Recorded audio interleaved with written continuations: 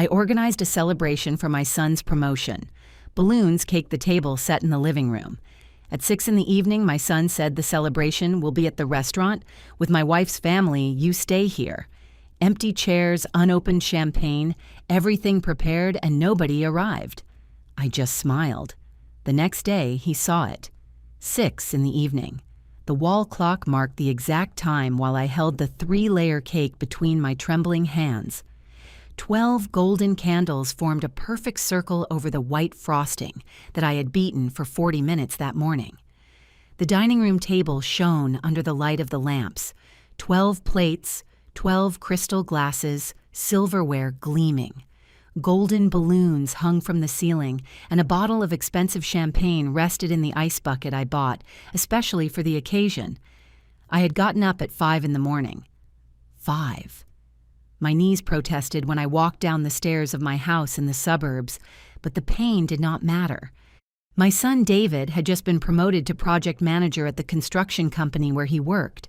My only son, my pride. And I wanted to celebrate it as he deserved. I prepared everything with my own hands. The cake, the appetizers, I cleaned every corner of the living room. I arranged the fresh flowers in the center of the table. I'd spent almost $300 on the celebration, but every dollar was worth it, or so I believed. I heard his car park outside. My heart jumped with emotion. I ran toward the door. I fixed my hair with my hands. I made sure my green blouse was well ironed. When David entered, his expression was not what I expected. His eyes roamed the living room, the balloons, the table, the cake that I held like a trophy. But on his face, I did not see joy. I saw discomfort. "Mom," he said, and something in his tone froze my blood. "What is all this?" "It is your celebration, son, for your promotion. I invited your cousins, your Aunt Rose, the neighbors who watched you grow up. Everything is ready. We just need them to arrive and—" "Mom," he interrupted me without even looking me in the eyes. "The celebration will be at the Italian restaurant downtown with Paula's family. Everything is already arranged." The world stopped. The cake weighed like a stone in my hands. But I prepared all this since early this morning. I invited the family's son. They are on their way. "Cancel," he said, checking his phone. "Tell them there was a change of plans. Paula already reserved a table for 20 people at Giovanni's. Her parents are paying for everything." "And me?" I asked, my voice barely a whisper. Finally, he looked at me, and what I saw in his eyes split me in two. "You stay here, Mom. Rest. You have worked a lot today. Stay here. Rest." As if I were an employee who had finished her shift. As if this were not my house. As if he were not my son. "David, but—" "I have to get changed," he interrupted me again, walking up the stairs. "The reservation is at 7. I cannot be late." I stayed there, standing in the middle of my living room, the cake trembling in my hands, the golden balloons swaying with the draft of air, the 12 empty chairs looking at me like silent witnesses of my humiliation. 20 minutes later, David came down, immaculate white shirt, dress pants, shiny shoes. He had sprayed on cologne. He took his wallet. He did not look at me a single time while he walked toward the door. "David!" And my voice came out firmer than I expected. He stopped. He turned halfway. "What, Mom?" I looked at him. I really looked at him. At that 35-year-old man who had come out of my body, whom I had raised alone after his father died, to whom I gave everything, my time, my money, my sewing business that I sold to pay for his master's degree. $20,000 that I never recovered, but that never mattered to me, because he was my most precious investment. And there he was, leaving me alone with a cake that we would never eat, with a full table that no one would occupy, with a heart broken into pieces that he did not even try to pick up. "Nothing," I said. "Have fun." Something crossed his face. Guilt, discomfort. It lasted barely a second before disappearing. "Thanks, Mom. Do not wait up for me." The door closed. The silence that remained was deafening. I sat in front of that table prepared with love, in front of those 12 chairs that no one would occupy. I called every guest one by one, canceling their voices, confused, worried. "Are you okay, Evelyn? Did something happen?" I did not know what to answer. At 8 at night, completely alone, I opened the bottle of champagne. The cork came out with a sad sound, almost pathetic. I poured myself a glass, then another and another. The tears ran without permission down my cheeks. Silent tears, the kind that burn, the kind that come out when the soul breaks. But then something strange happened. Between the tears, between the pain that pierced my chest, like a knife, something else awakened. Something dark, something powerful. A smile. Not of happiness, not of resignation. A smile that was born from a deep place, a place where humiliation transforms into something more dangerous. Determination. Because I knew something that David did not know, something he would discover the next day. I wiped my tears. I poured myself the last glass of champagne, and I made a toast. Alone in that empty living room surrounded by balloons that were slowly deflating. I toasted to the justice that would come. Because the next day, when he saw what I had prepared in silence for weeks, everything, absolutely everything, would change. If you want to know how this humiliated mother taught the most powerful lesson of her life, welcome to the family. This story is just beginning, and I promise you that what comes next will leave you speechless. But let me go back. Because to understand how we got to that night of empty chairs and bitter champagne, you need to know the full story. The story of a mother's love that, without knowing it, became my biggest mistake. 4 years ago, my life was completely different. Robert, my husband, had just died. A massive heart attack at 62 years old.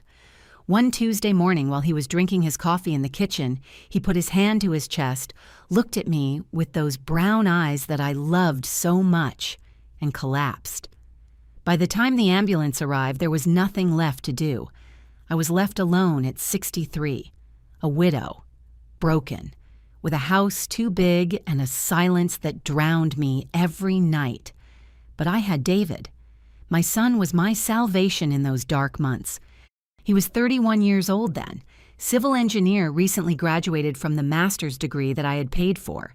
He worked at a medium-sized construction company, earned well, and lived with me in this house that I inherited from my parents.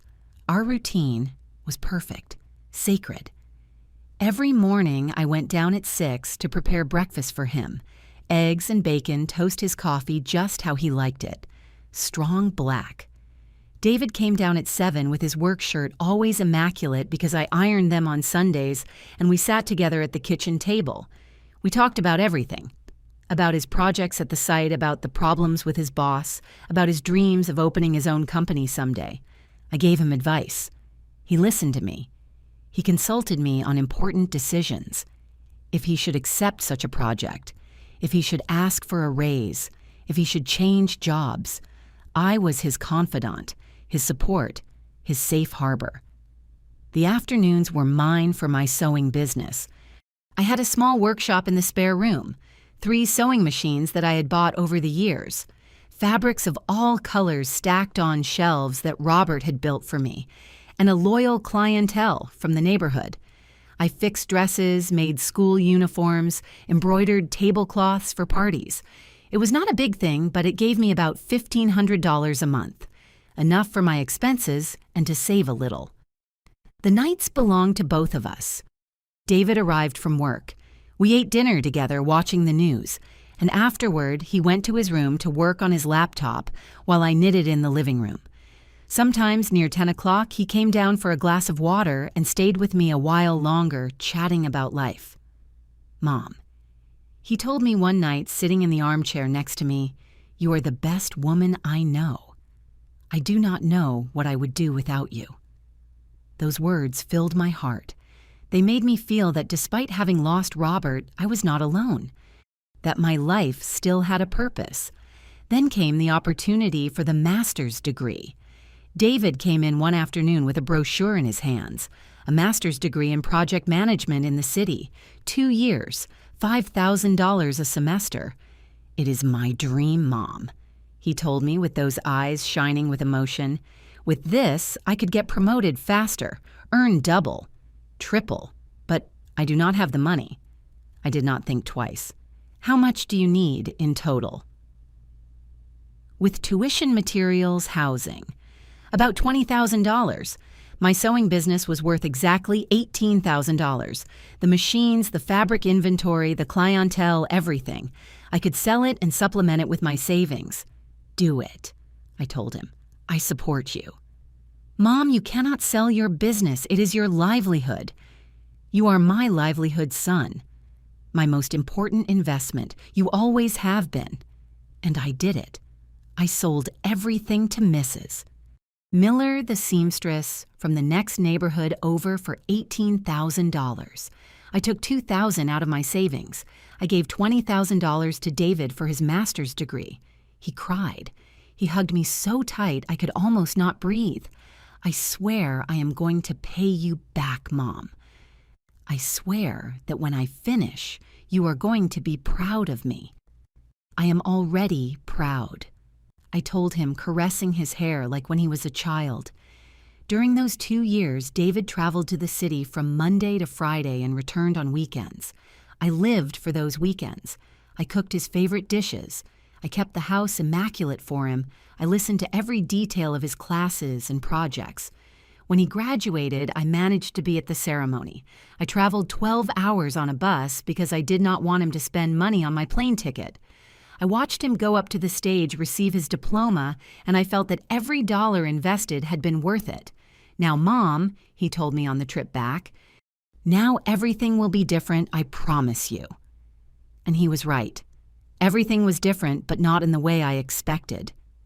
3 months after graduating, David got a better position at a large construction company. His salary doubled. $2,500 a month became $5,000. I was so proud I could not contain it. But something began to change.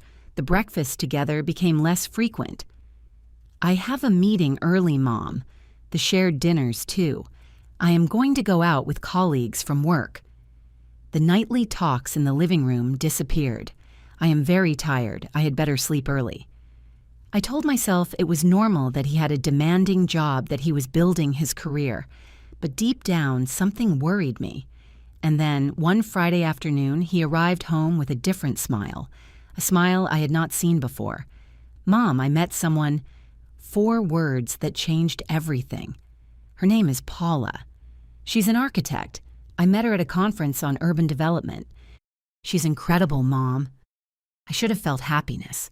I should have been excited because my son had found love. But something in my stomach twisted. Something told me that the life we had built together was about to collapse. And I was not wrong, because when I met Paula 3 weeks later, I knew exactly what kind of woman she was. And what would come next was worse than I ever imagined. The first time I saw Paula, I knew something was wrong. It was not a jealous mother's intuition. It was not the paranoia of an older woman who fears losing her son. It was something more visceral, deeper. Something in the way her eyes roamed my house, evaluating every corner as if she were appraising a property for sale. David brought her over one Sunday for lunch. I had prepared pot roast, the dish my mother taught me to make when I was 20.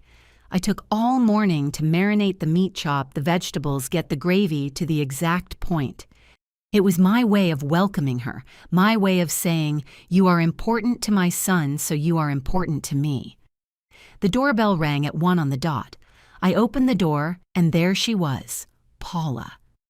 32 years old, 5'5", perfectly straight brown hair falling over her shoulders, impeccable makeup, dressed in beige linen pants, and a white blouse that screamed, money. High heels that probably cost more than my rent for 2 months. "Nice to meet you, Mrs. Evelyn," she said, extending a cold and soft hand that had never known hard work. "David has told me a lot about you." Her smile was perfect, too perfect, like those smiles of salespeople in expensive apartments who treat you well while calculating if you can pay or not. "The pleasure is mine, Paula. Come in, the food is almost ready." While we walked toward the dining room, I saw how her eyes moved. She observed everything with an almost surgical intensity. The walls painted light yellow that I myself had chosen 10 years ago, the wooden furniture that Robert and I bought when we were first married, the family photographs in simple frames, the display cabinet where I kept my collection of porcelain figurines that my mother gave me one by one on every birthday. "What a quaint house," she finally said, and the word came out of her mouth as if she were sweetening something bitter. "It has that vintage charm that you do not see anymore." Vintage, as if my home were a museum piece. "Thank you," I responded, although I knew perfectly well it was not a compliment. During the meal, Paula spoke without stopping. About her family in the wealthy part of the city, about her job at a very prestigious architecture firm, about the projects she handled with high-level clients. Every sentence was designed to establish distance, to make clear who she was and who we were. David looked at her entranced, as if every word that came out of her mouth were pure gold. "This roast is interesting," Paula said after the first bite. "Did you use bouillon cubes? In my house, my mom uses organic herbs imported from France. It gives it a more refined flavor." Refined. My roast, the same one that had won praise at every neighborhood potluck for 30 years, was not refined enough. "I am glad you like it," I said, gripping the fork with more force than necessary, and she continued looking around. "This room has a lot of potential. With a coat of paint in neutral tones, more modern furniture, light wood floors, it could look completely different." "I like how it is," I said, trying to keep my voice neutral. "Oh, Mom."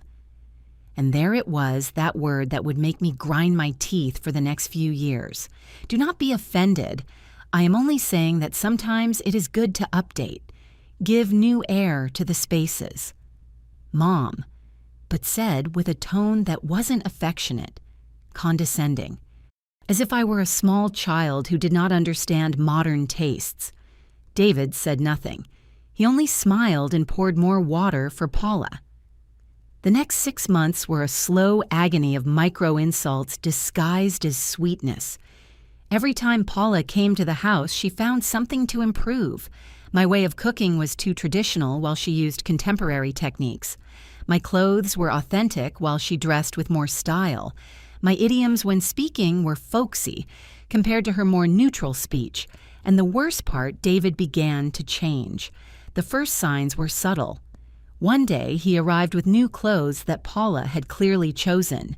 Shirts from brands he had never worn, fitted pants, even different shoes. "You look very good, son," I told him. "Paula helped me renew my wardrobe. She says a professional must project success." Project success. As if everything we had been before was a failure. Then came the corrections. If I used a slang word, David corrected me in front of Paula. "It is pronounced this way, Mom." If I put my elbows on the table, he looked at me with disapproval. If I told an anecdote from the neighborhood, he changed the subject quickly. One afternoon, Paula arrived with decoration magazines. "Look at this, Mom," she said, pointing to minimalist living rooms, kitchens with islands, bedrooms in gray tones. "This is what is used now, clean spaces without so many things. My things. My entire life was so many things." "Paula has a good eye," commented David. "We should consider some changes, Mom. Modernize a little." Modernize this house was my heritage. Every piece of furniture had a story. Every photograph held a memory. But there was my son suggesting that all that should disappear to please a woman he barely knew. 6 months after the first meeting, David arrived one night with news. "Mom, Paula and I are going to get married." I should have jumped with joy. I should have hugged him. I should have cried with emotion. But what I felt was a void in my stomach, a dark premonition. "Congratulations, son," I said, and it sounded as hollow as I felt. "The wedding will be in a year, at the Grand Hotel. Paula already has everything planned." Of course she did. Paula always had everything planned. During the following months, Paula began to come over more often. but her visits had a different purpose. I saw her walking through the house with her phone, taking photos of the rooms, measuring spaces with her eyes. "What are you taking so many photos for?" I asked her one day. "Oh, Mom, it is for inspiration. I like to document different architectural styles." She responded with that smile that no longer fooled me, but I knew the truth. Paula was not documenting. She was planning how to turn my house into hers. And my son, my David, the boy I raised, whom I fed, whom I educated, he was letting her do everything without saying a single word. The wedding day approached, and with it, a humiliation that would mark the beginning of the end, because if I thought that what I had lived until then was painful, I had no idea what was coming. The invitation arrived at my house 3 months before the wedding, an ivory parchment paper envelope with gold embossed letters. I opened it with trembling hands, expecting to see my name, printed with the affection the groom's mother deserved. "Mrs. Evelyn Miller is cordially invited." Invited. Like any other person on the list, not mother of the groom, not a special place, just a guest. I swallowed the knot in my throat and decided it did not matter. The important thing was that my son was getting married, and I would be there for him. During those 3 months, I prepared my gift. I did not have money for something ostentatious, as Paula's parents would surely give, but I had something more valuable: time and love. I bought a leather album at a stationery store downtown. $20 that weighed on my pocket, but that were worth every penny. For 2 months, every night after dinner, I sat at the dining room table with my materials. Photographs of David from when he was a newborn, decorative paper ribbons, colored markers, special glue. Every page was a work of art. The first showed David newborn in my arms with a dedication I wrote with my best handwriting. "The day you were born, my reason for living was born." The second, his first day of school with his enormous eyes and his backpack bigger than him. The third, his college graduation where I cried with pride. 50 pages, 50 moments of his life, documented with all my heart. On the last page, I wrote, "My son, may you find all the happiness you deserve on this new path. With eternal love, your mom." I finished it a week before the wedding. I wrapped it in brown craft paper with a jute bow. It looked simple on the outside, but I knew that inside it held something priceless. The wedding day dawned sunny. The Grand Hotel looked spectacular with its perfectly manicured gardens, stone fountains, colonial arches. Paula's parents, Oliver and Mary, had paid $45,000 for everything. $45,000, an amount that I would not earn even in 10 years. I arrived early dressed in my best outfit, a wine-colored suit that I had bought especially for the occasion. $250 that I took from my savings. I wanted to look dignified. I wanted David to feel proud of his mother. The ceremony was beautiful. I saw my son standing in front of the altar, so handsome in his black tuxedo, waiting for Paula. When she entered on her father's arm, everyone turned to see her. The white dress with French lace, the 9-foot veil, the bouquet of imported roses. She looked like a princess. I cried. I cried seeing my boy turned into a man starting a new stage. I cried for Robert, who was not there to see it. I cried because despite everything, I loved my son with every fiber of my being. After the ceremony came the reception, and there the true humiliation began. A coordinator with a clipboard in hand intercepted me at the entrance of the hall. "Mrs. Evelyn Miller." "Yes, that is me. Your seat is at table 8 at the back of the room." "Excuse me, there must be a mistake. I am the mother of the groom."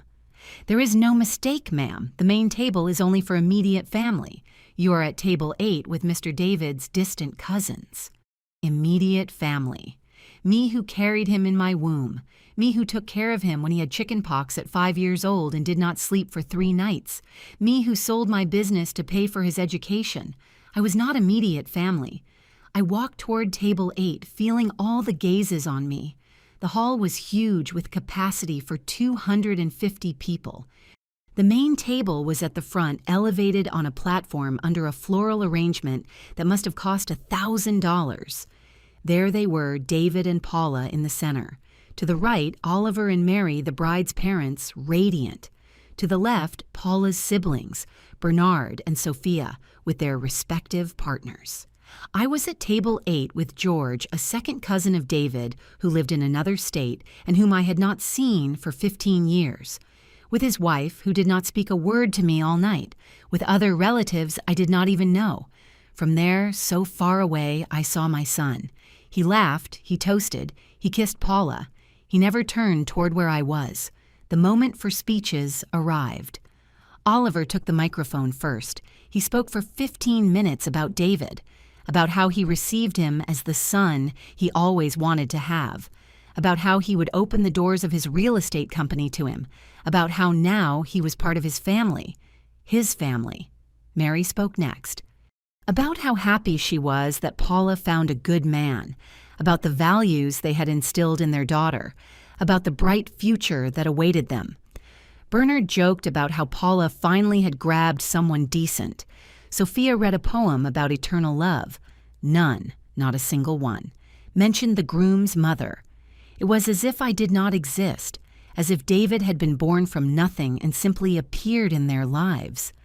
I bit my lip until I felt the metallic taste of blood. I would not cry. Not here. I would not give them that pleasure. After the speeches came the moment for gifts. A huge table next to the entrance accumulated boxes wrapped in shiny papers, fat envelopes that surely contained generous checks. I approached with my simple package. Paula was there opening gifts with David by her side, surrounded by guests who congratulated them. "Paula, David," I called softly. Paula turned. Her smile was polite but cold. "Oh, Mom, thanks for coming." "This is my gift for you," I said, extending the package. "I made it with my own hands. It is all of David's memories since he was born until—" "How cute, Mom." Paula interrupted me, taking the package without really looking at it. "We will put it with the rest." She unwrapped the craft paper carelessly. She opened the album. Her eyes scanned it for exactly 10 seconds. 10. I counted each one. "Oh, how tender old photos," she said, and closed the album. "We will keep it in some special place." She left it on a pile of gifts, under a fancy blender that cost $400, under a set of Samsonite suitcases, my album, 2 months of night work, 50 pages of maternal love, abandoned like decorative trash. David did not even look at it. He was busy opening an envelope from Paula's uncles, a check for $5,000 by the expression of surprise on his face. I returned to my table. I sat down. I saw how the party continued without me. No one asked me to dance. No one came to talk to me. I was a ghost at my own son's wedding. At 11 at night, when I could take no more, I got up to leave. I passed by the main table to say goodbye. "I am leaving, son. It was a beautiful wedding." "Thanks for coming, Mom," David said without getting up, without hugging me. "Drive carefully." That was all. I left the Grand Hotel with my soul destroyed. I took a taxi because I did not trust driving with my vision clouded by tears. In my hotel room, which I paid for myself $100 a night, I finally collapsed. I cried like I had not cried since Robert died. I cried for the humiliation, for the invisibility, for that album thrown on a pile of expensive gifts, for a son who treated me like just another guest. But between tears, I told myself something that turned out to be a lie. It is only for today. It is their day. Tomorrow, everything will return to normal. How wrong I was. Because what came next was 1,000 times worse. 2 weeks after the wedding, David arrived home with 3 large suitcases and news that would change everything. "Mom, Paula, and I are going to stay here. Temporarily." Temporarily. That word that would become the longest lie of my life. Temporarily. "Why, I thought you would rent an apartment." "The apartments we saw are very expensive, Mom.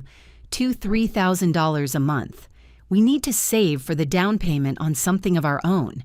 It will be just a few months while we save. Just a few months. That same afternoon, Paula arrived with double the suitcases David had, and with something else, that look of someone who has just conquered a territory. "Thanks for receiving us, Mom," she said, although her eyes said something else. They said, "This house is now mine." The first week was tolerable. Paula and David occupied my son's bedroom. I kept to mine. We shared the kitchen, the living room, the dining room.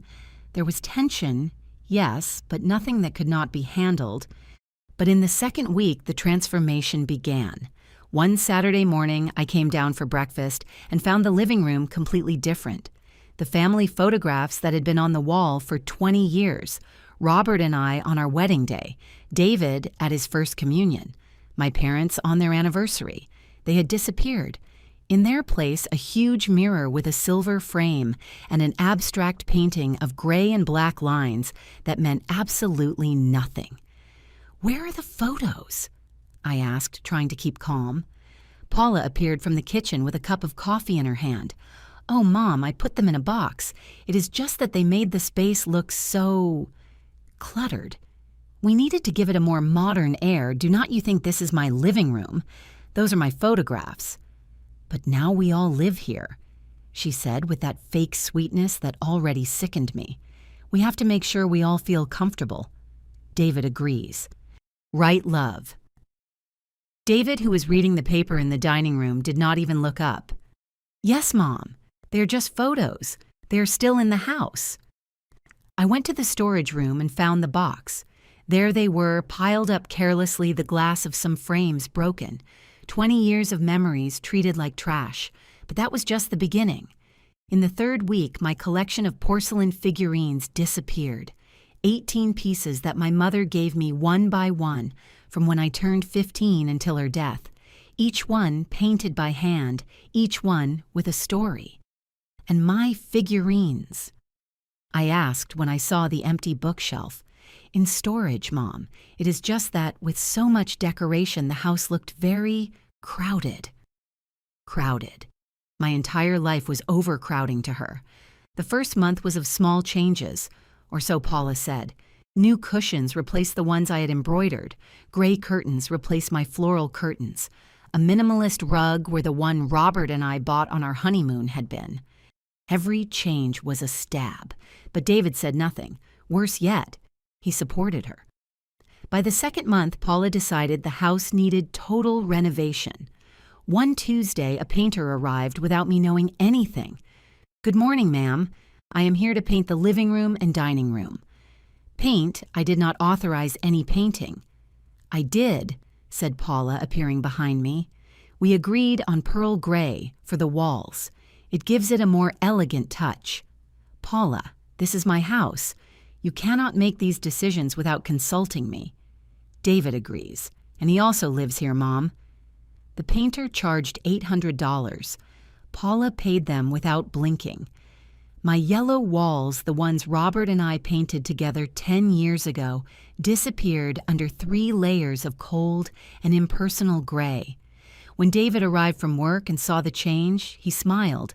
"It looks good, Mom. More modern. More modern, colder, less hours." By the third month, Paula set her sights on my sanctuary, the kitchen. She started subtly buying new utensils of better quality, replacing my enamel pots with expensive non-stick pans, throwing out my glass spice jars to put magnetic ones on the refrigerator. "The kitchen needs professional organization," she said while arranging everything her way. But the worst came when she started cooking and criticizing. One night, I prepared noodle soup, the one David adored since he was a child. Paula tasted a sip and wrinkled her nose. "Love, do not you think it is very salty?" she said to David. "It is just that excess sodium is terrible for your health." David tasted it. "You are right. It is very salty." It was not salty. It was perfect as always. But Paula had planted the seed. From then on, she started cooking healthier. Quinoa instead of rice, grilled chicken without seasoning instead of stews, sad salads instead of the dishes with flavor that I prepared. and David ate what she prepared, leaving my food intact on the plate. By the 4th month, I lost my space in my own kitchen. Paula cooked every day. I tried to enter to prepare something and found her things occupying every inch. "Oh, Mom, does it not bother you that I cook?" "Anyway, you need to rest more at your age." At my age, 67 years old, and she treated me as if I were an invalid. The 5th month brought new rules. "Mom, I work from home and I need concentration. Could you watch your shows with headphones? It is just that calls with clients require absolute silence." My afternoon show, which I watched in my living room for 30 years, now required headphones in my own house. "Thursdays are sacred for us as a couple," Paula announced another day. "We need the house to ourselves. Maybe you can go out with a friend those days." They were expelling me from my own house 1 day a week, and David nodded to everything. But the final blow came in the 6th month. I went to visit my sister in the next state for 3 days. I needed to escape, breathe, remember who I was before becoming a stranger in my own home. When I returned, I went up to my bedroom and froze in the doorway. Everything had changed. My quilt, knitted by my grandmother, the only thing I had left of her, had disappeared. In its place, a minimalist gray comforter. My oak vanity, the one Robert gave me on our 10th anniversary, was no longer there. They had replaced it with a white dresser from IKEA. My lace curtains, the ones I had sewn myself 15 years ago, had been torn down. Now there were beige roller blinds. My whole room, my whole life, erased. I went down the stairs, trembling with rage. "Who touched my room?" Paula came out of the kitchen, drying her hands. "It was me, Mom. I wanted to give you a surprise. It looked so outdated. Where is my quilt? Where is my vanity?" The quilt was very old. I threw it away. The vanity I donated to a church. Believe me, this Nordic style is much cleaner and more relaxing. It was my grandmother's. It was my husband's gift. "Oh, Mom, do not get upset. They are just things. The important thing is the memory, right?" I cried. Right there in front of her, I collapsed. I cried for my quilt, for my vanity, for every piece of my life that had been erased. David arrived at that moment. He saw my tears. He saw the fury on my face. What happened? "Paula destroyed my room. She threw away your grandmother's things, the vanity your dad gave me." I waited. I waited for my son, to take my side. "Mom, for God's sake, they are just things. Paula is trying to make this house a home for us." Us. I was no longer part of that us. "David, this is my house. And it is also mine." He exploded. "I live here. Paula lives here. We have the right to feel comfortable." He looked at me with eyes I did not recognize, eyes full of irritation, of annoyance, as if I were the problem. That night, lying in my bed with sheets, I did not choose looking at curtains I did not hang. I understood something terrible. I had lost my house, and I was about to lose much more. Because 2 days later, I would hear a conversation that would split me in two. A conversation that would reveal the true plan. It was a Tuesday morning. I had an appointment at the pharmacy to pick up my blood pressure medication, the kind I took since Robert died. I left the house at 9:30, but 2 blocks away I remembered I had forgotten my wallet. I went back. I opened the door carefully because I did not want to interrupt Paula's important calls. The house was in silence. I went up the stairs slowly, trying not to make noise. And then I heard them. Voices in the living room. Paula and another woman. Her mother, Mary. I stopped on the landing of the staircase. I do not know why I did not go down immediately. Maybe it was instinct. Maybe it was that 6th sense that mothers develop when we know something is wrong. I stayed there hidden behind the wall, holding my breath. "I already spoke with the lawyer," Paula was saying. "He says it is possible if we can get her to sign the power of attorney." My heart skipped a beat. Power of attorney. "And do you think she will do it?" Mary asked. We are going to tell her it is to speed up her pension paperwork, that way she can collect faster, that we will help her with the paperwork. She's a confused old woman, Mom. She is not going to suspect anything. A confused old woman. My legs began to tremble. And if she refuses, Mary insisted, we have Plan B. Paula's voice sounded calm, calculating. Senile dementia. Dr. Carter owes us favors since Oliver got him that contract.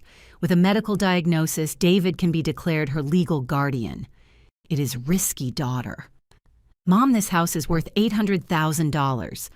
Do you understand it is in a premium zone big lot? Once it is in David's name, we sell it. We buy a penthouse in the city for $500,000 and we have $300,000 clear. The world stopped.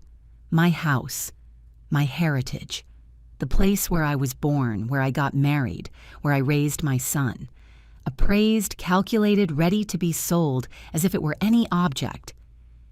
And the old woman, Mary asked, what will you do with her? Paula let out a laugh, a cold laugh that went through me like an iceberg. We will put her in a nursing home. There are some in the next county that charge $2,000 a month. With that, we have her controlled and out of our sight. She is not going to live forever anyway. She is not going to live forever. They spoke of me as if I were a nuisance that had to be eliminated, as if my 67 years of life were worth nothing. I covered my mouth with my hand so as not to scream. The tears began to roll down my cheeks, silent burning. Does David know all this? Mary asked. Of course. He agrees. Well, at first he hesitated a little. You know how he is sentimental with his mom, but I made him understand that it is best for our future for when we have children. We cannot raise a family in this old house with a mother-in-law getting into everything. David knew. My son knew.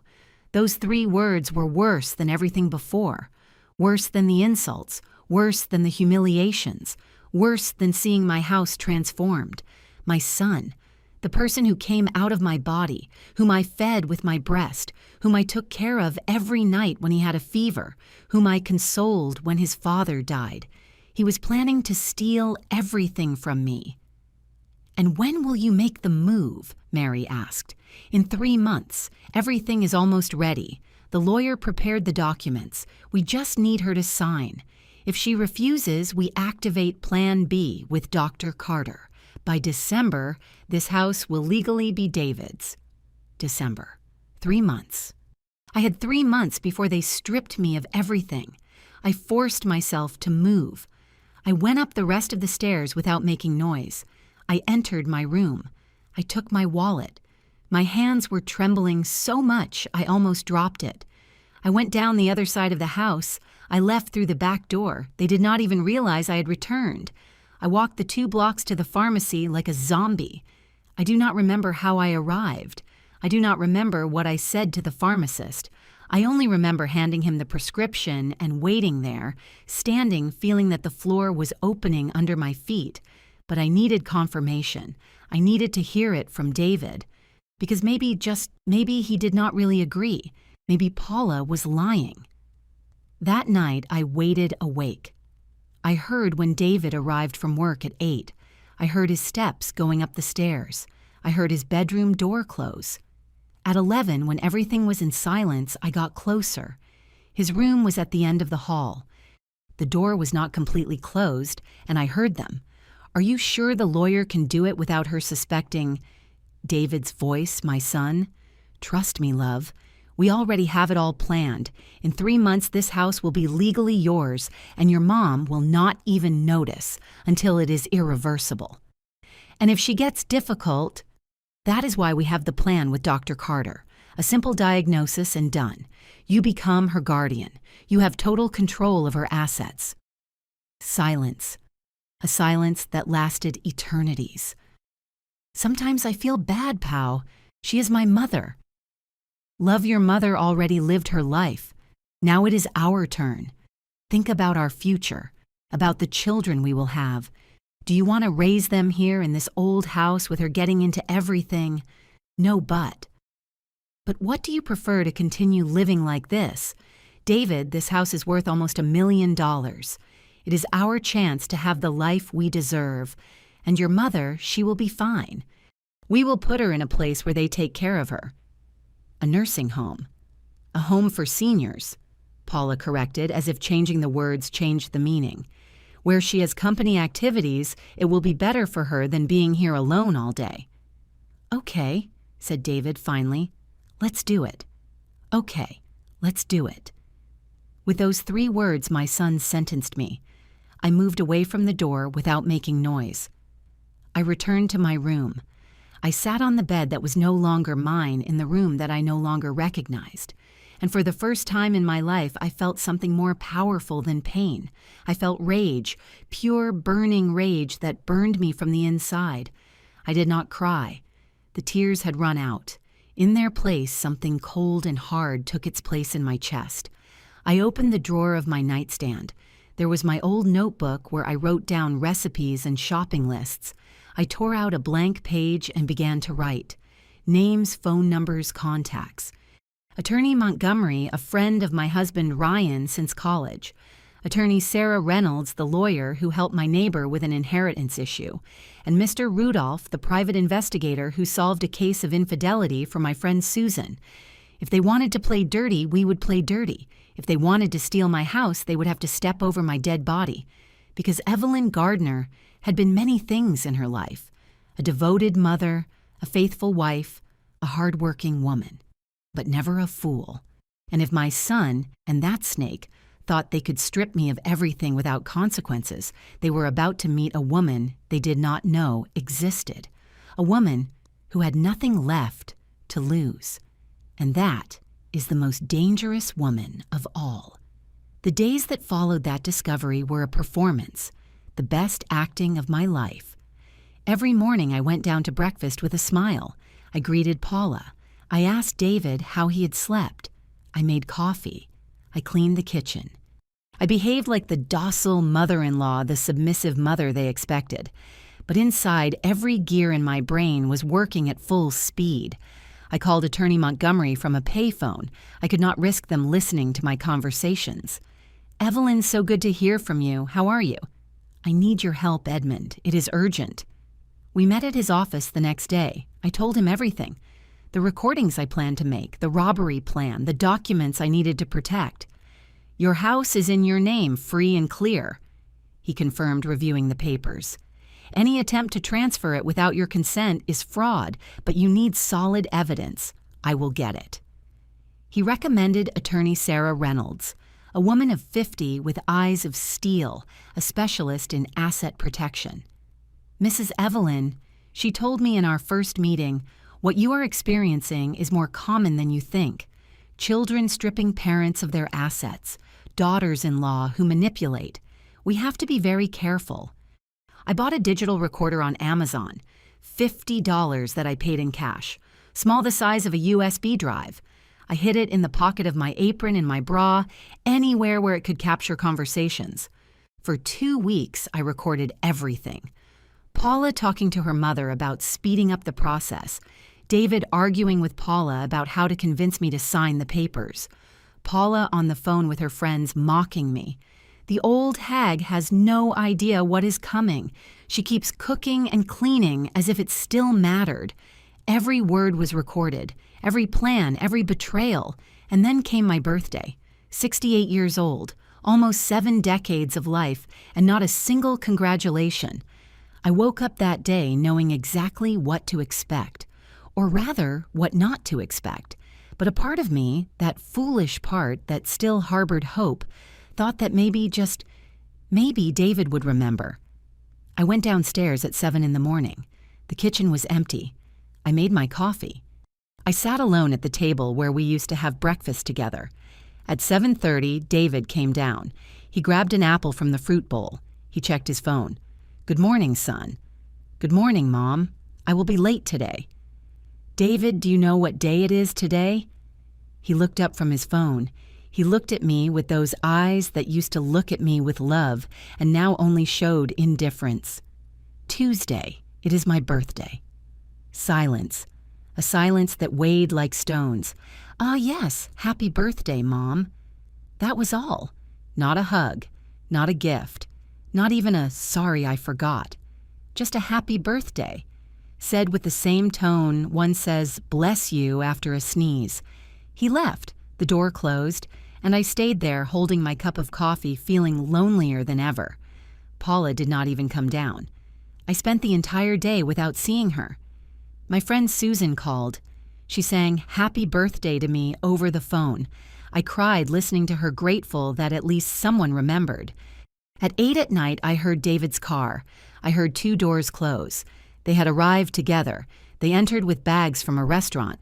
The smell of expensive food filled the house. We went to the Capitol Grill, said Paula, sitting in the living room. Incredible. $400 for dinner, but every bite was worth it. They sat down to eat right there in my living room. They took out the containers. Steak, tartare, octopus, chocolate dessert with edible gold. I was in the kitchen, visible from where they were eating a ham sandwich that I had made for myself. Today I closed the contract for the development in the city, said Paula with excitement. $150,000 in fees for the firm. My boss is fascinated. We have to celebrate, said David, kissing her. I had to bite my lip not to scream. They were celebrating their success. In my house on my birthday while I ate alone in the kitchen. Today is my birthday, I said, and my voice came out stronger than I intended. Both turned around. Paula smiled. Oh yes, Evelyn, congratulations. Are you 68 already? Yes. It is great that you keep yourself so well, she said, and returned her attention to the food. That was all. I went to my room. I lay down on that bed that I no longer recognized, and I did not cry. The tears had run out days ago. I just waited because I knew the worst had not arrived yet, and it arrived 2 days later. A Thursday afternoon, Paula called me to the living room with the tone of a teacher scolding a student. Evelyn, sit down. We need to talk. David was by her side. He would not look me in the eye. I sat in front of them, the recorder hidden in the pocket of my sweater. David and I have been discussing our living situation, began Paula with her hands clasped as if she were in a business meeting, and my voice came out calm. We believe that the best thing. Paula looked at David, waiting for him to speak. David cleared his throat. He still did not look at me. Mom, we think it would be better if you moved out. The words were left floating in the air, heavy, unreal. That I move out, I repeated slowly. From my house? Look, Evelyn. Paula leaned forward. Let us be honest. This house no longer works for 3 people. David and I need our space. We are thinking about having children soon. We need privacy. This is my house. I said every word coming out like ice. I inherited it from my parents. David was born here. I lived here with my husband. We understand, said David, finally looking at me. That is why we are going to help you. We will rent you a nice apartment in the suburbs. 1 bedroom, good location. $1,200 a month. We will pay the first 6 months. $1,200. They were buying my exit with $1,200 a month. David. My voice trembled, but not from fear, but from contained rage. This is my house. But Mom, think about it, insisted Paula. Why do you want such a big house? At your age, going up and down stairs is a risk. A tiny apartment is more practical, less to clean, less to maintain. At my age, as if being old made me useless. We have already decided, said David, and his tone was final. You have a month to look for a place. We will help you with the move. A month. They were giving me a month to abandon my home. I looked at them. I really looked at them. At my son, who was once my entire life. At that woman who had arrived to destroy everything. And something inside me clicked. I stood up, slowly, with all the dignity I had left. All right, I said. Both looked at each other, surprised that I had not fought. Seriously, asked Paula. Seriously, you are right. I will look for an apartment. I went up to my room. I closed the door, and I smiled. Because I had 15 hours of recordings.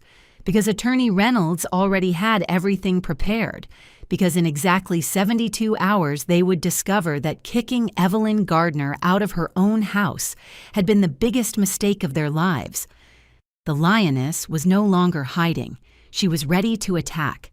The 3 days that followed were the most important of my life, and the quietest. I did not argue. I did not cry. I did not beg. I became invisible. The obedient mother-in-law who had finally understood her place. Paula was delighted. "Do you see David?" I heard her say that night. "You just had to set limits for her. Now she is behaving well." But what they did not know was that while I cleaned the kitchen in silence, while I prepared dinner without complaining, while I nodded to every order from Paula inside, I was constructing their destruction. On Friday morning, while they slept, I left the house with a large bag. Inside, all the recordings on a USB drive, property documents, photographs of the changes they had made without my permission. My first stop was the office of Attorney Sarah Reynolds. "Mrs. Evelyn," she received me with a cup of hot coffee. "Show me what you have." We connected the USB to her computer. We spent 2 hours listening every conversation, every plan, every detail of how they thought to strip me of everything.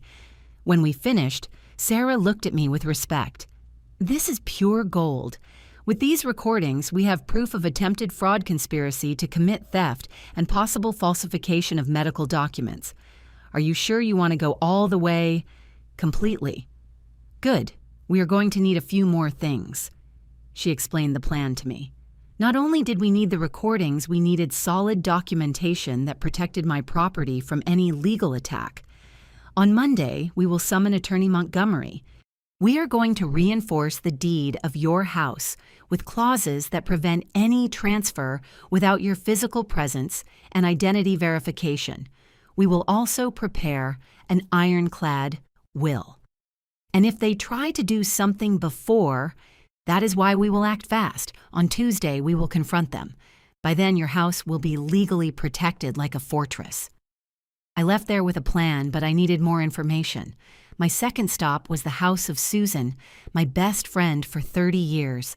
She worked at the community center and knew people everywhere. "Evelyn, you look different," she told me when she opened the door. "What happened?" I told her everything. Every humiliation, every plan, every betrayal. Susan cried with me, but then she got serious. "I know someone who can help you, Mr. Rudolph, a private investigator. He helped my niece when her husband hid assets in the divorce. He is expensive, but worth every penny." "How much?" $500 a week. I swallowed hard. It was a lot of money, but my house was worth $500,000. $500 was nothing compared to what was at stake. "Make the appointment for me." On Saturday, I met with Mr. Rudolph in a coffee shop downtown, a man of 60 years, gray mustache eyes that seemed to X-ray people. "Mrs. Evelyn, Susan filled me in. I need you to give me all the data, full names, addresses, workplaces, phone numbers." I passed him a list I had prepared. Paula David Oliver and Mary, her parents. Attorney Miller, Dr. Carranza.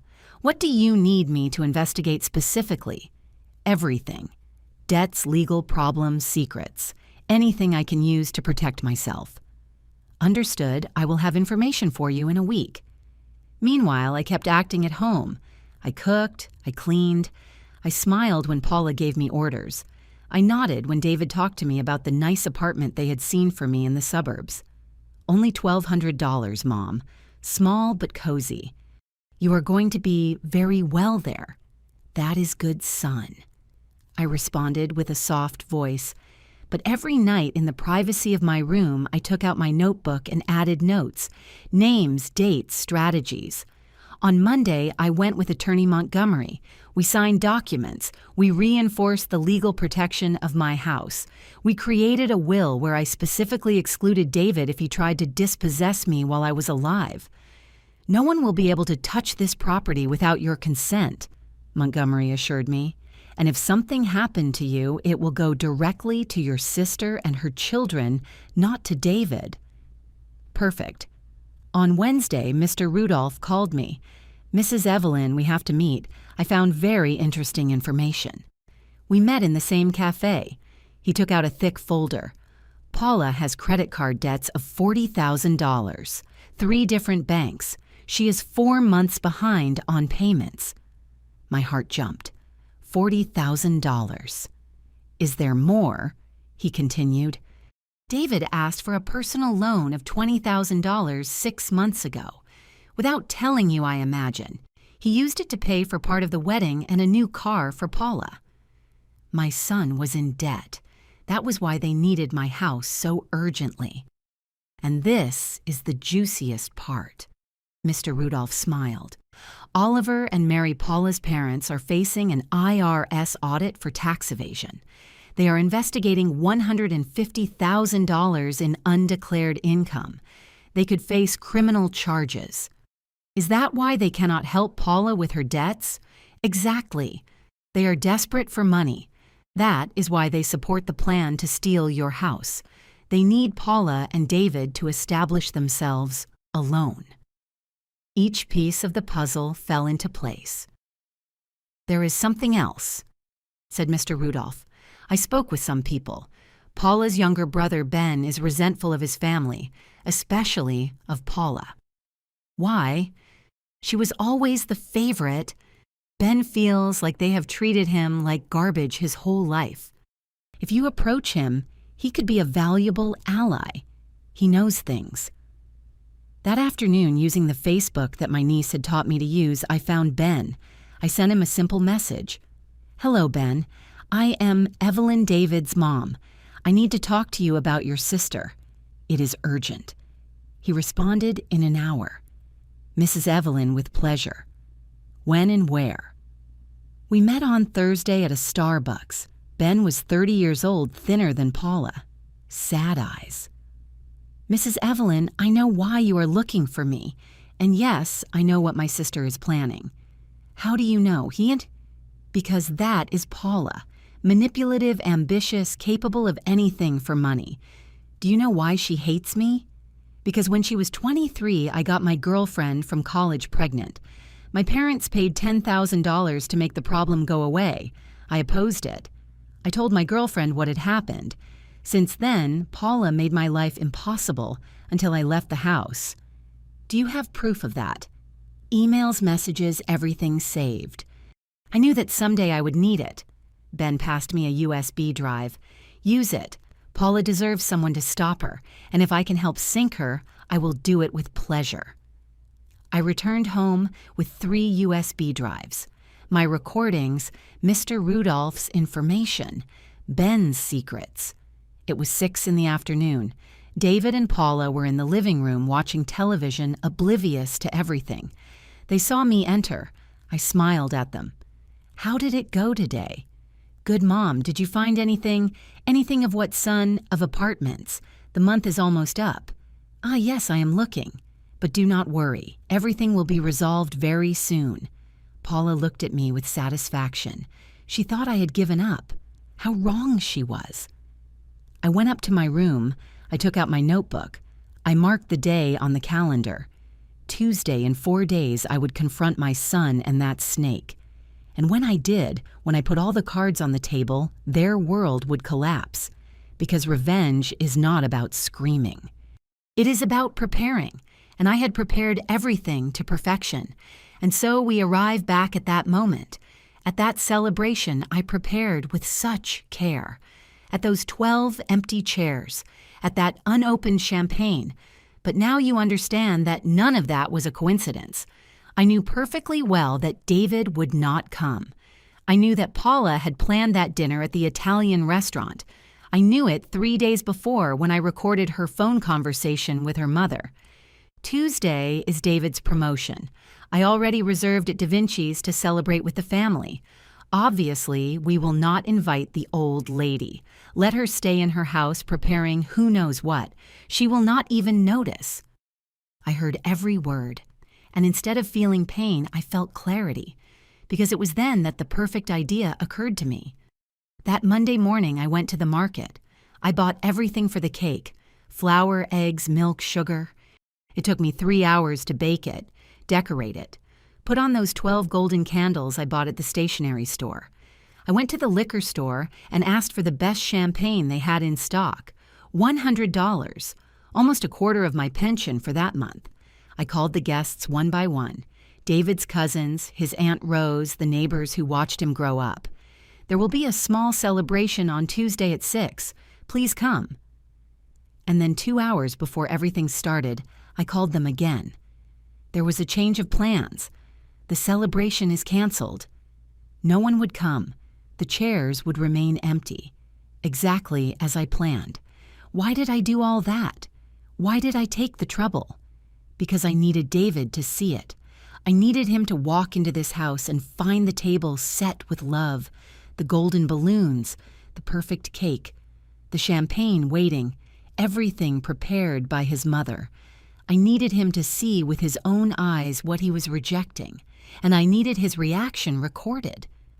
When David entered that afternoon at 6 o'clock sharp, I had the recorder hidden in my apron pocket. It captured every word, every gesture of contempt. The celebration will be at the Italian restaurant. You stay here, Mom. Rest. Stay here. As if I were an employee. As if this were not my house. As if I did not matter. The recorder registered it all. His cold tone, his indifference, the way he did not even look at the cake I had prepared for hours. And when he left, when that door closed and I was left alone in front of that empty table, I smiled. I smiled because that same morning at 10, Attorney Reynolds had called me. Mrs. Evelyn, we have everything ready. Documents signed. Legal protection activated. Tomorrow at 10 in the morning, Attorney Montgomery is coming to your house. We will confront your son and your daughter-in-law with everything. Are you ready? More than ready. Remember, do not let yourself be intimidated. You hold all the cards. They only have lies. I know. So when I sat in front of that table prepared with love and no one arrived, I did not feel defeat. I felt power. I opened the champagne by myself. The cork flew with a sound that echoed in the empty house. I poured myself a glass, then another. Every sip was a promise. Every swallow was a reminder that the next day everything would change. I took the 3 milk cake I had prepared with such care. I cut it. I served myself a huge piece. I ate it slowly, savoring every bite. This cake was not for David. It never was. It was for me, to celebrate my freedom, to celebrate that finally I had stopped being the mother who forgives everything, the mother who endures everything, to celebrate that Evelyn Gardner had died. And in her place, a woman had been born who was no longer afraid. I stayed there until 11 at night alone in that living room with balloons that were slowly deflating, with plates that no one used, with chairs that no one occupied. But I did not feel alone. I felt powerful. Because I knew something that David and Paula did not know, something they would discover in exactly 11 hours. They knew their mother was weak, submissive, easy to manipulate. They were about to discover how wrong they were. I went up to my room near midnight. I did not sleep. I could not sleep. Adrenaline ran through my veins like electricity. I reviewed everything once more. The recordings on the USB, the legal documents that Attorney Montgomery would bring, Mr. Rudolph's report on Paula's debts, the secrets Ben had shared with me, every piece in its place, like a perfectly assembled puzzle. At 6 in the morning, I got up. I showered. I dressed in my best clothes, a navy blue pantsuit that I saved for special occasions. I put on makeup for the first time in months. I combed my hair with care. I wanted to look dignified, strong, imposing. At 8, I heard David and Paula moving upstairs. They had arrived late from their dinner, surely drunk on expensive wine and success. I went down to the kitchen. I made coffee. I set the table for 3 people. When they came down at 9, yawning still in pajamas, they found me sitting in the living room. "Good morning," I said with a calm voice. "Good morning, Mom," answered David, heading to the kitchen. "I need you to get dressed. We have visitors today." Paula frowned. "Visitors who, you will see. Be ready at 10 o'clock sharp, in the living room. Mom, I have important calls today, protested Paula. You are going to cancel them, I said, and my tone left no room for discussion. This is more important. Something in my voice made both of them look at me differently, as if for the first time in months they really saw me. What is this about? Asked David. At 10 you will know. They went up to get dressed, confused. I stayed in the living room waiting. At 9:45 the doorbell rang. I opened the door. There stood Attorney Sarah Reynolds with her leather briefcase and Attorney Montgomery with his portfolio full of documents. Good morning, Mrs. Evelyn, said Sarah. Ready for this? More than ready. Remember, keep calm. Let the documents speak for you. I will. At 10 o'clock sharp, David and Paula came down. They froze upon seeing two strangers sitting in their living room. Mom, what is this? Asked David. I stood up. I looked at both of them, at my traitorous son, at that woman who had poisoned his heart, and with the firmest voice I have used in my life, I said, This, David, is the day you discover that your mother is no fool. Sit down. It is time to speak the truth, and may God help you, because I no longer have mercy. David and Paula stood in the middle of the living room looking at the two strangers as if they were ghosts. Mom, what does this mean? David's voice trembled between confusion and annoyance. Sit down, I repeated. And this time it was not a suggestion. It was an order. They sat down slowly. Paula maintained that condescending smile I hated so much, but I could see the nervousness in her eyes. Allow me to introduce you, I said, walking slowly in front of them. She is Attorney Sarah Reynolds, a specialist in asset protection. He is Attorney Edmund Montgomery, a friend of your father since college. Paula's smile disappeared. Asset protection, she repeated. What are we talking about? Evelyn, about my house?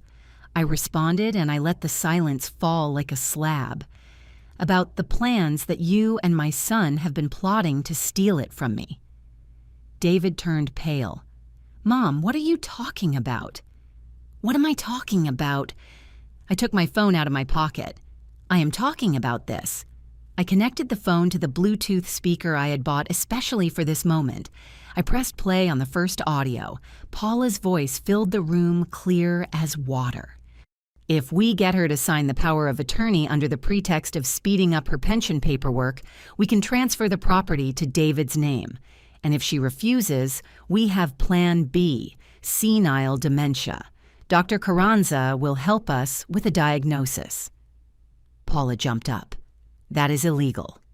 You cannot record private conversations. Attorney Reynolds spoke for the first time, her voice cold as steel. In this state, ma'am, a person can record conversations when there is a direct threat to their assets. Mrs. Evelyn has every legal right to protect herself against an attempted robbery. But Paula stuttered, looking for words. Wait, I said. There is more. I moved to the second audio, David's voice now. Are you sure Attorney Miller can do it without her suspecting? Trust me, love. In 3 months, this house will be legally yours, and your mom won't even notice until it is irreversible. David buried his face in his hands. Mom, You what? My voice came out like a whip. Can you explain what, David? That you planned to steal the house your grandparents left me, that you were going to declare me insane, to strip me of everything I have. It was Paula's idea, said David, and for the first time in months I saw some life in his eyes, pure terror. She convinced me Coward, exploded Paula, turning towards him. You agreed. Do not put all the blame on me. Enough from both of you, I said. I have 15 hours of recordings. 15. Every conversation, every plan, every detail of how you thought to turn me into a homeless person. Attorney Montgomery took a folder from his portfolio. Mr. David, Mrs. Paula, I inform you that the property located at this address is registered 100% in the name of Mrs. Evelyn Gardner. Any attempt at fraudulent transfer constitutes theft and is punishable by 2 to 10 years in prison, according to the Penal Code. David looked like he was going to vomit. "Mom, please, can we talk about this?" "No," I cut in. "There's nothing left to talk about, but there is more you should know."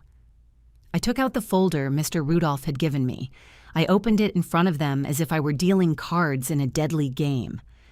"Paula, do you want to tell David about your debts, or shall I do it?" Her face went from white to ash gray. $40,000 in 3 different banks. I continued. 4 months behind on payments. That is why you needed my house so urgently, right? It was not out of love for my son. It was because you are drowning in debt. $40,000. David looked at her incredulously. "You told me you only owed $2,000. And you, David." I extended another paper to him. "Do you want to explain the loan of $20,000 you asked for 6 months ago? The one you used to pay for Paula's car and part of that ridiculously expensive wedding?" "Mom, I was going to tell you." "Well, when you had already stolen my house to pay your debts." Paula tried to regain control. "This changes nothing. David has the right to live here. It is his house, too." "No." Attorney Sarah Reynolds' voice cut the air. "This house does not belong to Mr. David. He is not an automatic heir. And after these attempts at fraud, Mrs. Evelyn has modified her will. If something were to happen to her, the property will go directly to her sister and nephews. Mr. David is completely excluded." "You cannot do that," shouted Paula. "I can," I said, and my voice sounded stronger than ever. "And I already did." I took out the last document, the ultimatum. "Now listen to me well. You have 72 hours to get all your things out of my house. If you do not do it, I will file a formal complaint for attempted theft. With the recordings, the documents, and the testimonies, I have both of you will face legal proceedings." David began to cry. "Mom, please, I am your son." And that was when something inside me broke. Not from sadness, from rage, accumulated for months. "My son." I leaned towards him, looking him straight in the eye. "My son died the day he planned to rob me.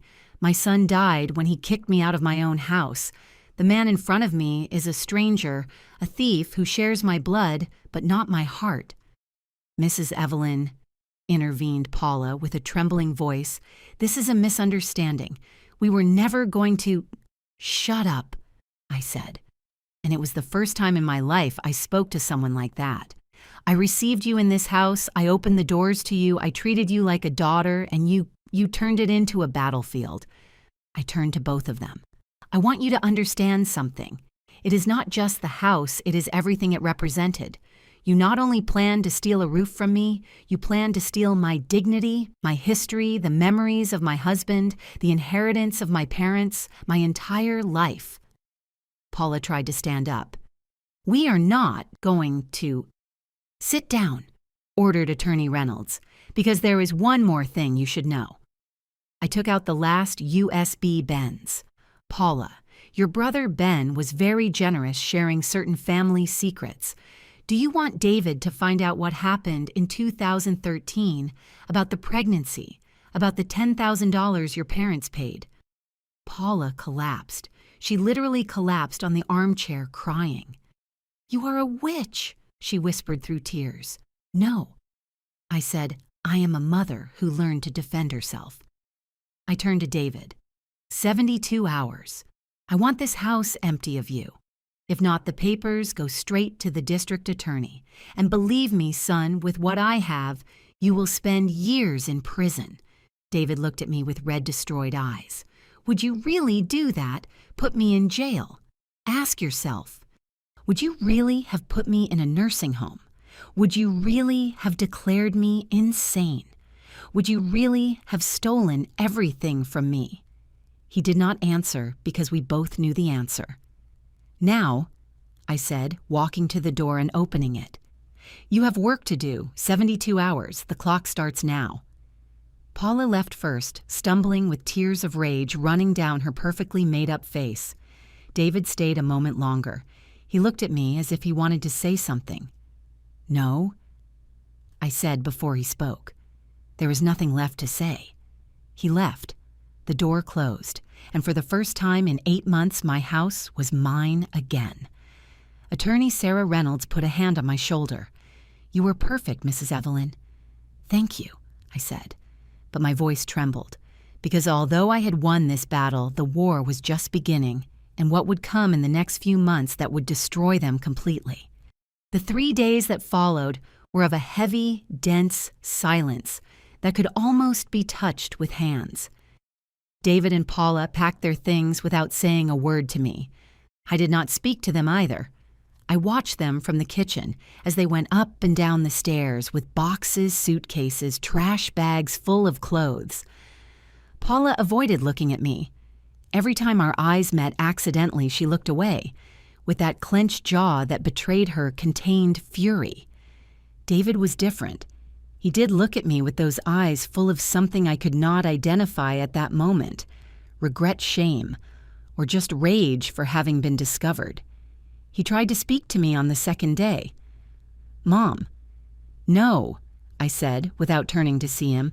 "There's nothing left to say.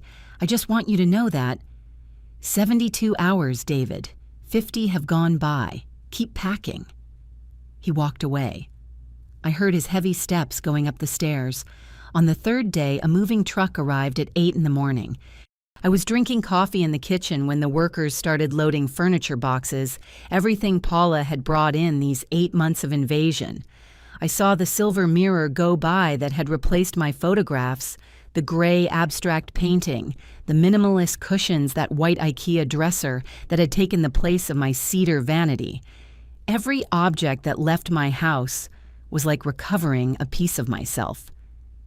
At 2 in the afternoon, they finished. David came down for the last time. He had a backpack on his shoulder. He stood in the entrance of the living room looking at me. "We are leaving," he said, and his voice sounded hollow. "Leave the keys on the table." Paula appeared behind him. She still wore expensive clothes, but something in her looked broken, disheveled, without makeup, eyes swollen from so much crying. She left the keys on the table with a sharp thud. "This is not going to stay like this," she said, but her voice did not have the strength of before. "My father knows lawyers. We are going to try it," I interrupted her. "And I remind you that your father is facing an IRS audit for $150,000 in undeclared income. I doubt very much he wants more legal problems." She froze. Of course, she did not know I knew that so well. "How?" "You underestimated me, Paula. Grave mistake." They left without saying more. I watched through the window as they got into a taxi with their last suitcases. The car drove off, and they disappeared. I stood in the middle of my living room, my house empty of them. Finally, I should have felt victory. I should have felt relief. But what I felt was a strange emptiness, like when you take off a shoe that has been hurting you for hours and the foot does not know how to feel without the pain. Susan arrived that afternoon with a bottle of wine and hugs. "You did it, Evelyn. You got your house back." "Yes," I said, but the word came out without emotion. "Then why are you crying?" I had not realized I was crying until she said it. "Because I lost my son, Susan. I won my house, but I lost my son." "He lost you first," she reminded me. "You just defended yourself." She was right, but that did not make it hurt less. The weeks that followed, I found out through Susan, who had contacts everywhere, how David and Paula's life was crumbling. They moved to an apartment in the city, $2,000 a month that Paula's parents paid, but it only lasted a month, because Oliver and Mary, facing their own financial crisis with the IRS, cut all financial support. "We cannot keep supporting you," they told Paula, according to Ben, who was now my secret ally. "Fix it yourselves." Without those $2,000, David and Paula could not pay the rent. Paula's debts became unsustainable. The banks called her 5 times a day demanding payments, $40,000 plus interest that kept growing. David tried to ask for loans from coworkers, but word spread fast. David Gardner is desperate for money, do not lend to him. His reputation at the company was ruined. 2 months after leaving my house, they moved to an apartment in the bad part of town, $800 a month. Small, humid in a building with walls so thin, they heard the neighbors arguing every night. And they argued too. "This is all your fault," I heard Paula screamed at him one night, according to the downstairs neighbor who happened to be Susan's cousin. "If you had handled your mother better, if you were not so weak, you were the one who planned everything," screamed David. "I just followed your ideas."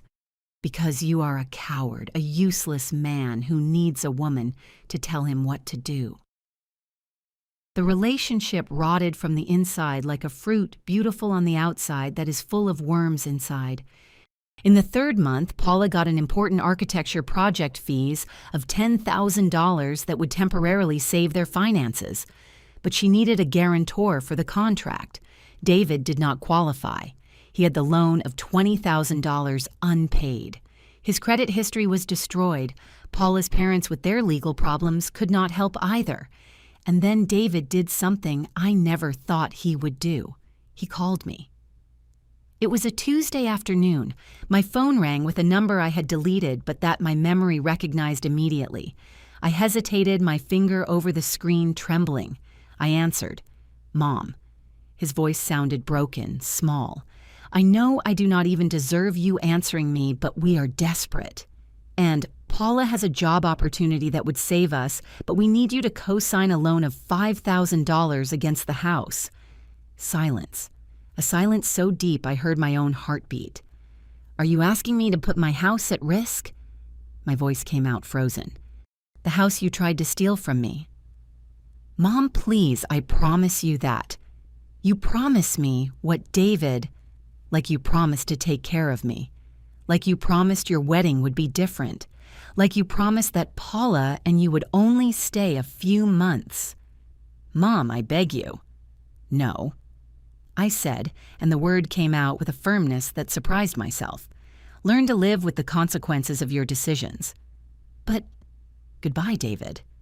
I hung up and turned off the phone. That night, I did not sleep. I sat in the living room in my house that finally was mine alone again, asking myself if I had done the right thing. Susan told me yes. Attorney Reynolds told me yes. Even Attorney Montgomery told me yes. But a mother's heart never stops hurting.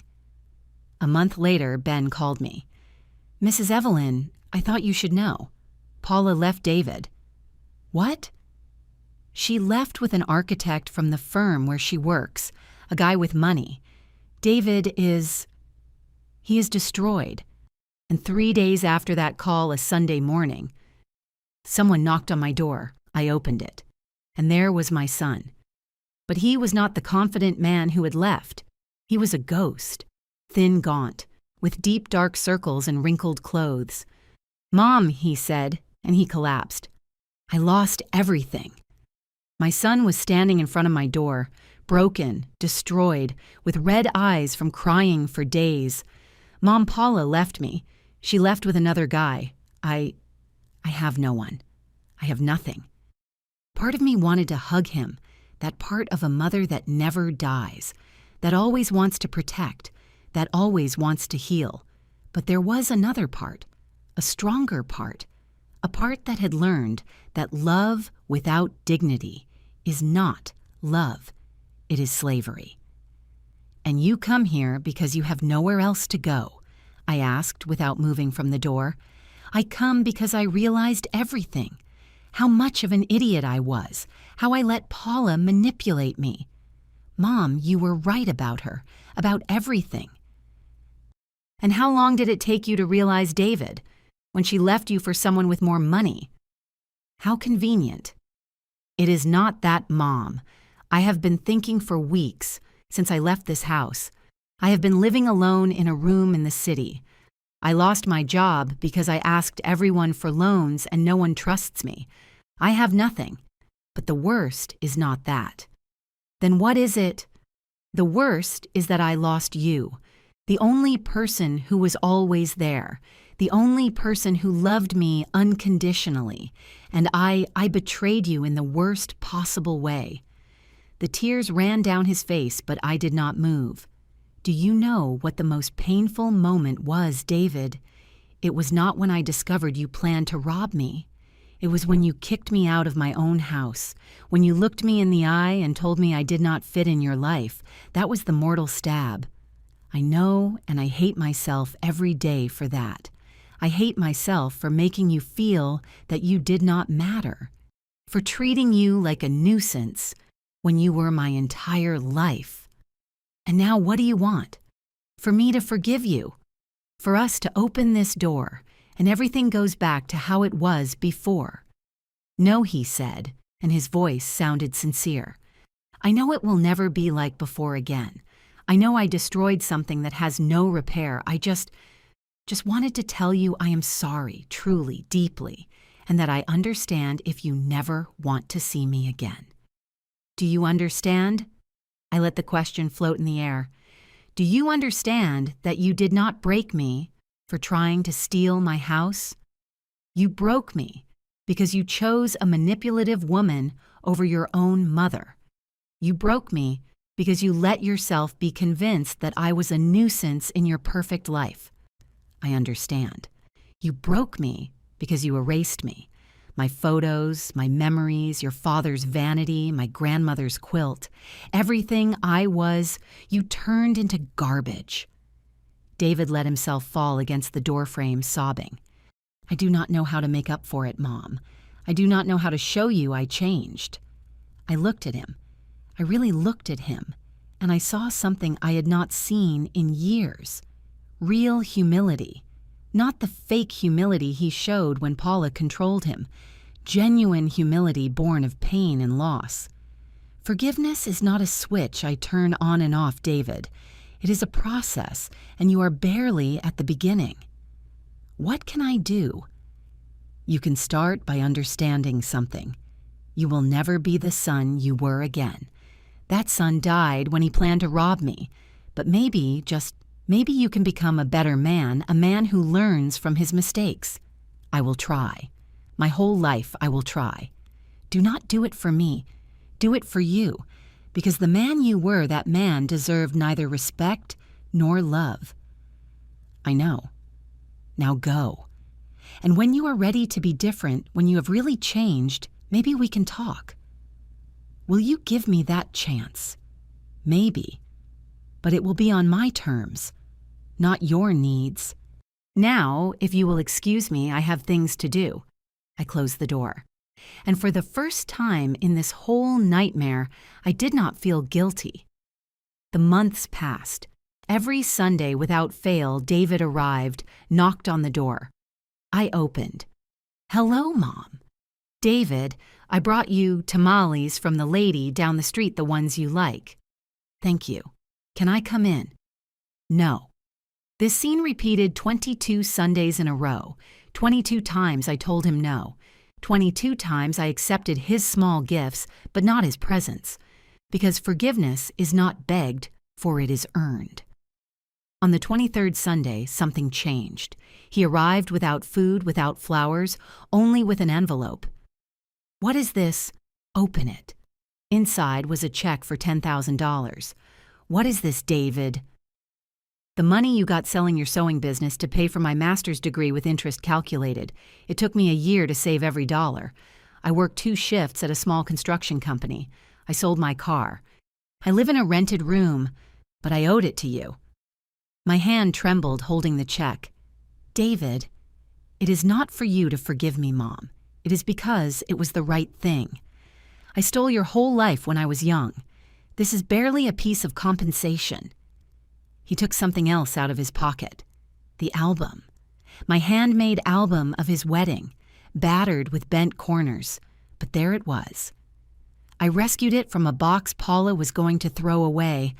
I have read it every night for a year, every dedication, every photo, remembering the boy I was and the monster I became.